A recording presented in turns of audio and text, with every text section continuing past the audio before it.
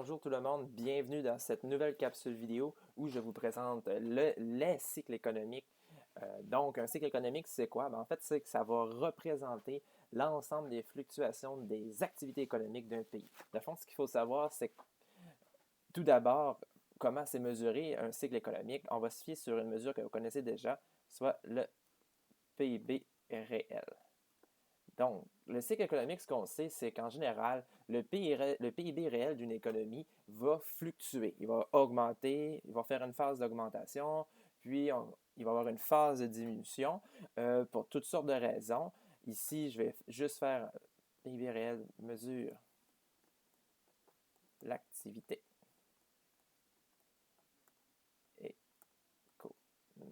économique. Voilà la chose. Et bien entendu, en fait, ce que je disais, c'est qu'on va utiliser ça. C'est un petit rappel que je vous fais.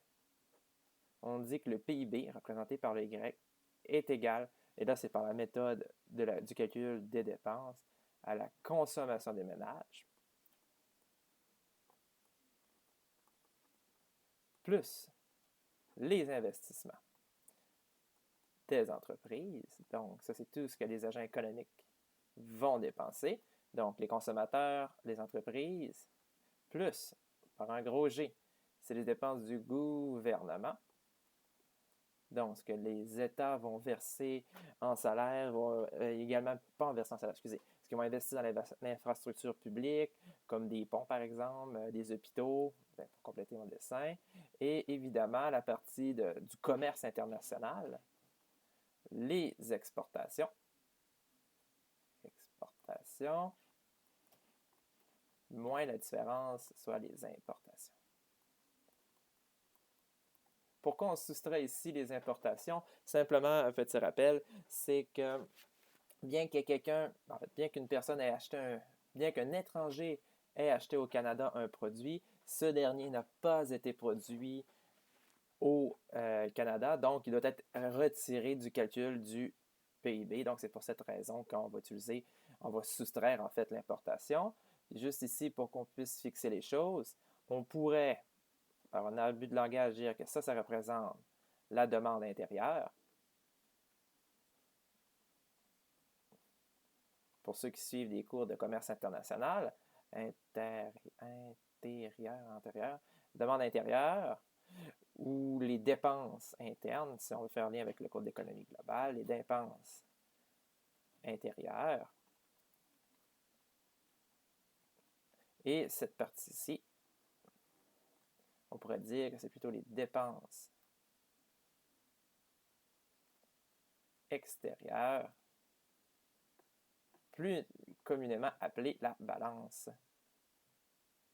commerciale. Soit la différence entre ce qui est importé et exporté en termes de biens et services.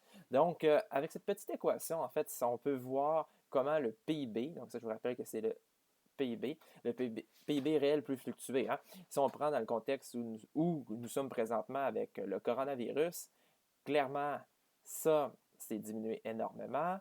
Les investissements des entreprises sont probablement en train de diminuer s'ils n'ont pas, comment dire, s'ils n'ont pas arrêté ou été interrompus. Ici, clairement, ça tend vers zéro parce qu'on exporte encore, mais disons que plutôt les exportations qui peuvent représenter le tourisme, parce qu'il ne faut pas oublier que ce sont nous qui produisons un service qui est le voyageage chez nous, bien, probablement que ça, c'est en chute très libre, puis les importations aussi. Donc, tout ça pour dire qu'au final, ce petit élément-là va soit augmenter ou diminuer dans le temps.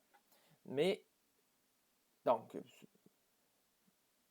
y a une façon plus précise de qualifier en fait les cycles économiques. Ça, je vais y revenir dans quelques instants. Et je vais avoir besoin pour cela d'un petit graphique. Vous savez comment est-ce que je suis fan des petits graphiques. Ici, même à la limite, ça ne serait pas nécessaire. Je vais juste m'en débarrasser comme ceci. Voilà. Donc, ici, ce que je représente, c'est le PIB réel. Donc, ça pourrait être en milliards. On pourrait dire que ça va être 0, on va dire 20, 40, puis 60. milliards de dollars. Donc, ça, c'est évalué en milliards de dollars. Donc, ce que j'ai ici, c'est le PIB réel d'une économie quelconque.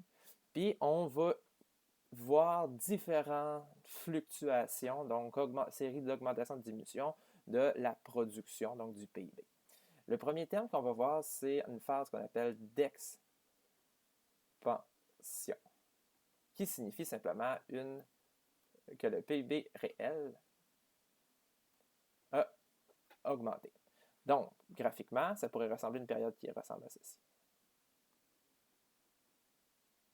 Donc, une phase une phase d'expansion signifie quand ça va être mes années, on va dire l'année 1, l'année 2, l'année 3, l'année 4, l'année 5, puis l'année 6. Donc, par exemple, de l'année 1 à l'année 2, on voit clairement que le PIB ici est passé de 20 à peut-être, si je passe sur mon échelle, à 80 milliards de dollars. Donc, on sait que typiquement, la croissance n'est pas infinie, elle finit par ralentir ici. Pour toutes sortes de raisons, ça peut être des pressions inflationnistes, donc quand la demande est vraiment trop forte sur les produits, il va y avoir une augmentation du niveau des prix, donc ça peut freiner un jour la dépense des consommateurs, ça se peut que les entreprises se ramassent avec des surplus en stock. Donc, pour toutes sortes de raisons que je n'explique pas dans cette vidéo, il va arriver un moment donné où cette croissance va atteindre ce qu'on appelle ici, le petit point que je vais mettre de cette couleur, on ne la voit pas très bien, en jaune. Voilà, c'est ce qu'on appelle un sommet. Donc, c'est le maximum qu'on va atteindre dans un cycle au cours d'une période donnée. Donc, c'est le sommet. On va l'appeler le max du PIB réel atteint dans une période.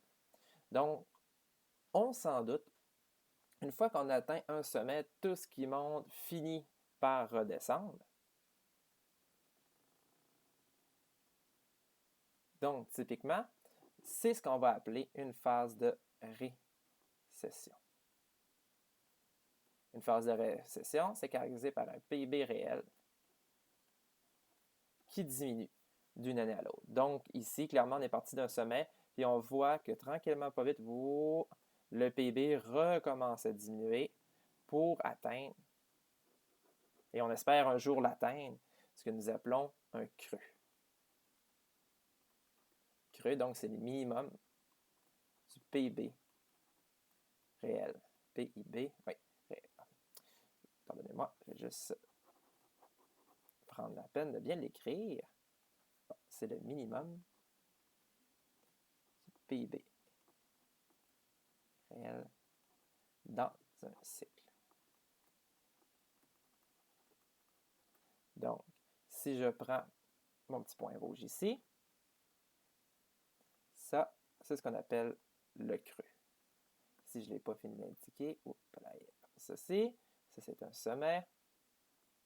Donc, un cycle économique va être caractérisé d'un sommet vers un creux, vers un autre sommet, comme on s'en doute. Donc, typiquement, un cycle économique fluctue de cette manière et ainsi de suite.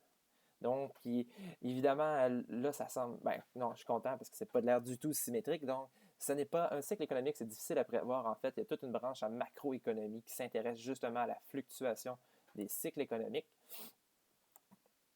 Mais dans ce qu'on en déduit, c'est que c'est difficile à prévoir. Comme présentement, je crois, depuis 2008 exactement, on connaît la plus grande phase d'expansion qu'on n'avait jamais vue. Là, le coronavirus s'est retourné et il nous a dit « Je vais vous diminuer ça ». Donc, on assiste à un creux, ou plutôt une descente aux enfers comme on n'a jamais vu. Donc, c'est la même phase d'expansion. Voilà, ça, je vais juste vous les mettre en couleur pour que ce soit bien clair de ce qu'il est. Lorsqu'on parle d'expansion, c'est lorsqu'il y a une augmentation. Comme ici, on démarre à un creux et on remonte, on regagne ce qu'on a ici. Donc ça, c'est phase d'expansion, phase d'expansion. Ici, on avait notre creux, nouvelle phase d'expansion. Phase de récession, on démarre ici. Je vais juste le mettre en rouge pour que ça soit clair. Voilà, on démarre en rouge. On atteint un creux.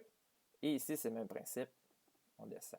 Donc, si on veut compléter un peu le schéma, ici, on s'entend que c'est un sommet. Et ici, c'est un nouveau creux. Donc, typiquement, à l'examen, ce que je peux vous demander, c'est vous tracer un graphique de ce type-là, à main levée, et de vous demander quelles sont les phases d'expansion. Dans ce cas-ci, vous répondriez de l'année 0 à l'année 2, c'est une phase d'expansion. De l'année 3.5 jusqu'à l'année 5, une autre phase d'expansion. Et de 6 jusqu'à l'infini, dans ce cas-ci, ce serait une phase d'expansion. Donc, voilà pour ce qui est des termes, je vous dirais, de base. Donc, ça, c'est le minimum pour décrire un cycle économique.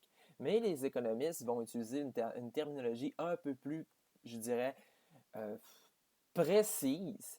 Et entre autres, on va faire appel à ce qu'on a déjà vu dans le cours sur la courbe des possibilités de production, le PIB potentiel.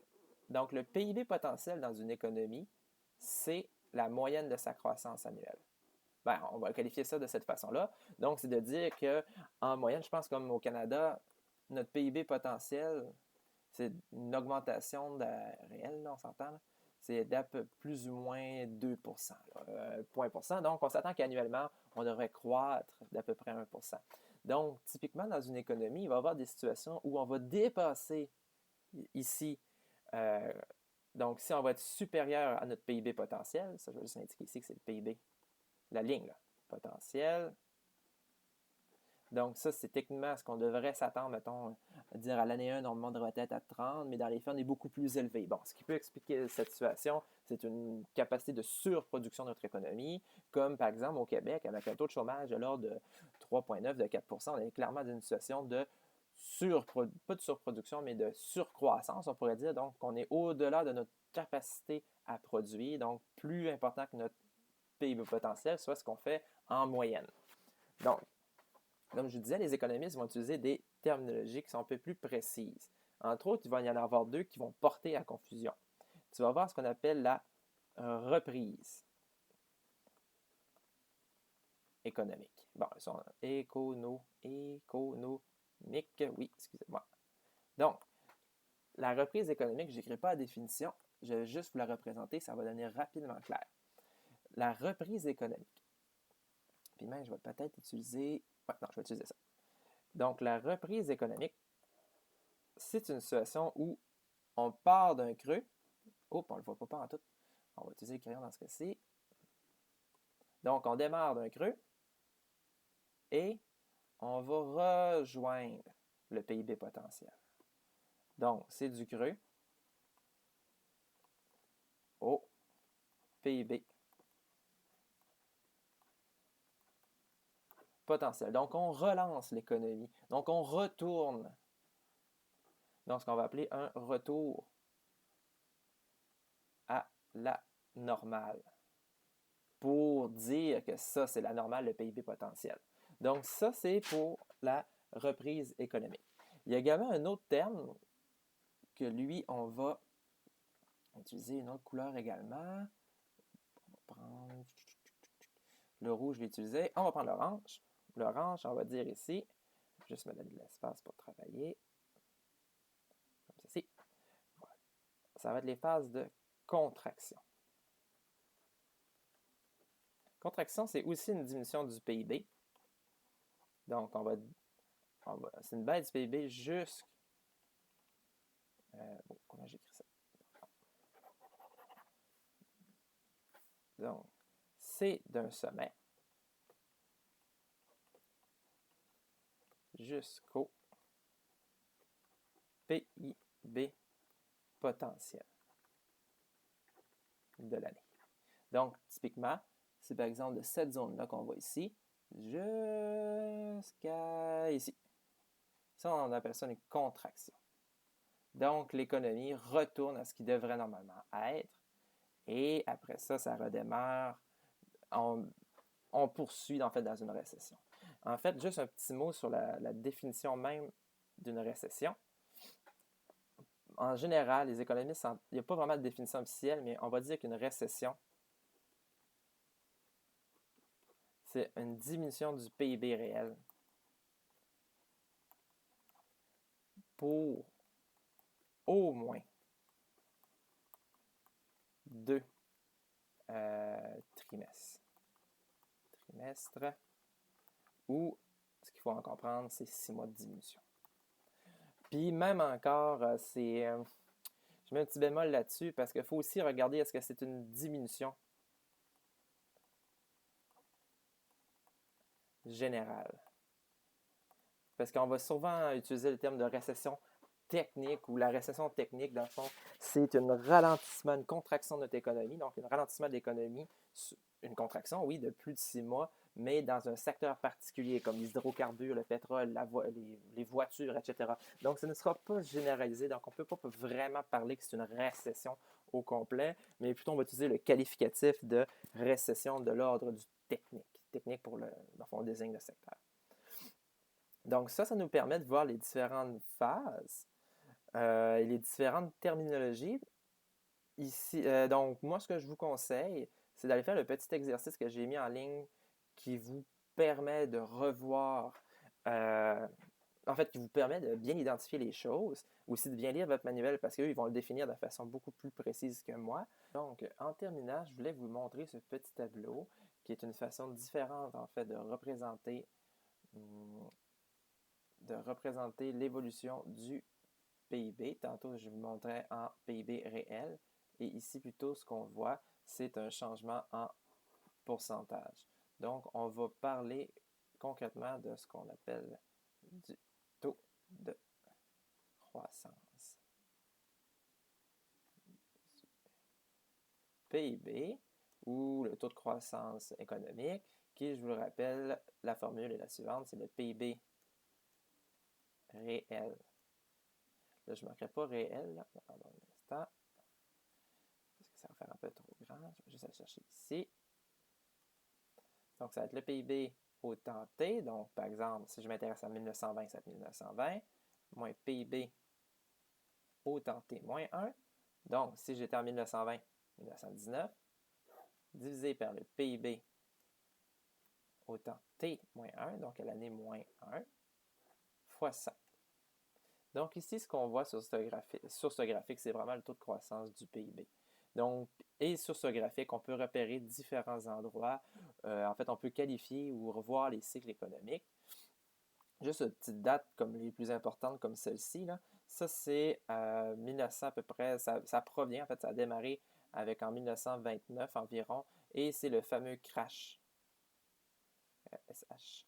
Crash qui est un mot allemand, soit dit en passant. Le fameux crash économique. Le jeudi noir de 1929. Donc, il a causé une des plus profondes ou plus importantes crises économiques. On en fait souvent référence. En fait, c'est souvent un point de référence en termes d'ampleur de catastrophe. La contraction est allée jusqu'à moins 15, moins 16, ça dépend vraiment des États. Donc, ça, on voit clairement qu'ici, il y a un creux qui s'est effectué. Et ce qu'on voit, c'est ça diminue, puis il y a une très forte progression par après. La forte progression, regardons les dates simplement. C'est rapide à comprendre que c'est les efforts de guerre qui vont stimuler l'économie. Donc, certains me diront pourquoi la guerre stimule l'économie? Eh bien, ça va stimuler de plusieurs façons. La production, donc la production d'armement, de chars, d'avions, de toutes sortes, va augmenter le PIB. L'augmentation de la production augmente le PIB. Puis c'est à cette époque aussi qu'on fait des investissements massifs dans tout ce qui est infrastructure. Puis les gouvernements à partir de 1930 jusqu'à peu près 1950, ils ont investi massivement aussi dans toutes sortes de programmes pour essayer de relancer l'économie, mais vraiment, c'est l'effort de guerre, en fait, qui explique cette très, très forte croissance. Donc, ici, il ne faut pas oublier que c'est une variation en pourcentage.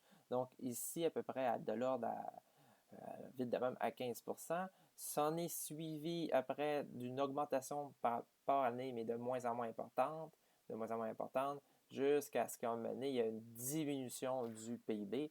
Donc, on pourrait sans doute dire qu'il y a probablement une phase de sommet ici en termes de croissance, parce qu'il y a 15%. Ici, selon le prix de 2011. Ah, ok, c'est ça. Non, c'est ça, c'est la bonne affaire. Puis ici, probablement, ce qu'on voit, c'est qu'il y a une phase de contraction jusqu'à ce qu'il y ait un creux historique de façon très, très, très importante. Là, entre 1900 et une très forte décroissance. Mais ici, il y a aussi une très forte décroissance. Puis, on va remarquer qu'à partir des années 50 environ, c'est une très forte stabilité de croissance. Pas très impressionnant. Ben, c'est quand même impressionnant là, qu'on parle de 0 à 9%. Aujourd'hui, la croissance est peut-être, ben, pas aujourd'hui, mais avant le coronavirus, c'était de l'ordre de 2%, puis les gens étaient bien contents, en fait, les économistes et les gouvernements. Ici, en fait, là, ce que je voulais m'attarder, c'est vous montrer le même graphique, mais beaucoup plus actuel. Donc, 1961, 1973 et 1979, ici, ce qu'on voit, c'est les crises pétrolières. Il y en a eu deux. Donc, tout d'un coup, le prix de l'énergie, entre autres du pétrole, s'est mis à augmenter, ce qui a fait un choc très, très, très important sur l'économie. Donc, on a assisté à la fois à une augmentation du taux de chômage et en même temps une augmentation de l'inflation, ce qui n'était jamais vu à l'époque. Donc, on avait les deux plus grands maux, en fait, les trois plus grands maux de la société réunis, soit une hausse du chômage, un niveau des prix qui est très élevé, donc qui vient qu'à minimiser ou réduire le pouvoir d'achat des consommateurs, puis au même moment, une contraction de la production. Ah oui, ça, je n'ai pas parlé, mais je vais en glisser un petit mot ici, juste ici. C'est que généralement, la croissance économique est liée avec d'autres indicateurs. On va regarder le taux de le chômage, entre autres, le taux d'emploi, puis le taux d'activité. Puis pour faire une histoire courte, en général, si on a qu'une croissance économique est plus forte, le chômage tend à diminuer et la raison est fort simple. Je vais marquer ici le pourquoi. Ben, c'est parce qu'il y a une hausse des travailleurs. Parce que si on veut répondre, par exemple, à une demande qui est croissante, donc une plus forte demande pour nos produits, on va employer plus de gens qui vont venir à réduire le taux de chômage, ce qui va faire en sorte que le taux d'emploi, ben, ça ne fera pas en sorte parce que les deux ne sont pas nécessairement liés, là, parce qu'il ne faut pas oublier qu'il y a certains billets. On va voir au même moment une augmentation du taux d'emploi, donc des gens qui étaient au chômage qui se trouvent en emploi, et le taux d'activité en général, il a tendance à augmenter aussi pour venir supporter l'économie. Donc c'est pour ça que quand il y a une croissance économique, on voit généralement ces phénomènes-là. Pour ce qui est de la relation avec l'inflation, ça, c'est plus ou moins certain. À certaines occasions, qu'on voit qu'il y a de la croissance en général, on pourrait dire ça de même, ça va dépendre de la source de la croissance économique, mais en général, quand il y a une augmentation du PIB, ou plutôt de la croissance, on s'attend à ce qu'il y ait une augmentation de l'inflation, mais comme je vous dis, c'est une relation qui est plus ou moins certaine. Ça, c'est assez certain. Donc, c'est pour ça qu'ici, si je remonte, donnez-moi un instant, comme cela. Donc, ça, c'est les crises pétrolières. Ici, c'est vraiment un cas typique. C'est pour ça que je vous dis que des fois, ça va dans le sens inverse avec la relation. Que quand il y a un crash économique, là, on a vu, en fait, une forte hausse de l'inflation. Parce que simplement, on va le voir quand on va parler du modèle de l'offre globale de la demande globale. C'est de l'offre globale, de la demande globale. C'était un choc sur l'offre. Tandis qu'en général, ce sont des chocs sur la demande. Pas celui-ci, mais comme ici on le voit, 1991, je pense que ça c'était la crise asiatique, donc une crise économique importante qui est arrivée en Asie. Et en 2009, ça c'est elle que je fais souvent référence en classe, c'est la crise économique, évidemment, de 2008. Crise qui a démarré en fait dans le secteur de l'immobilier américain qui s'est propagé tel le coronavirus à l'ensemble de l'économie. Et on voit que malgré que ça a été une des très très très importantes crises économiques de notre histoire, il y a eu une contraction de l'ordre d'à peu près 2%, ce qui est pas très, ce qui est important compte tenu de la crise qu'on a connue. Mais regardez ici, c'est vraiment là-dessus que je veux attirer votre attention. Et là, je me montre en rouge. Cette petite barre ici, ce n'est pas une erreur de copier-coller. Non, c'est la situation au mois de mars. Et c'est bien indiqué ici, là. Au mois de mars 2020, en lien avec le COVID-19. Regardez-moi le désastre économique. On parle d'une contraction de moins 9%. Je remonte ici, là. Il y a un petit tableau, là. Moins 9%, là, je vais faire mon petit 2020. On est à moins 9, là. En termes de comparaison, là, c'est similaire à ce qu'on voit, où on s'approche très, très, très rapidement de l'une des pires crises économiques de notre histoire, même de l'histoire mondiale, on pourrait dire. Puis ça, c'est un minimum. Parce que Statistique Canada va parler que des fois, ça peut peut-être même diminuer de 25%, ce qui est du jamais vu. Donc, je fais un parallèle avec ce que je vous ai montré tantôt. Clairement, ce qu'on voit, ça, je fais le COVID-19, disons 19, ça, la hausse d'emploi, on oublie ça, on est dans une situation de baisse d'emploi, un peu comme tout le monde nous l'expliquait. Le chômage, il a doublé carrément au Québec. Donc, ce qui est reflété, ce qu'on voit plutôt. Et ici, le taux d'activité des gens, ben, ça diminue aussi. Pourquoi? Parce qu'il y a des gens qui étaient dans la population active, parce qu'ils étaient des travailleurs qui, en perdant leur emploi, on cherche, cesser, y attendent. Donc, ils ne sont plus au travail, ils sont tombés dans la population inactive. Donc, ce qui fait en sorte que le taux d'activité va chuter. Donc, c'était juste un petit tour d'horizon, évidemment.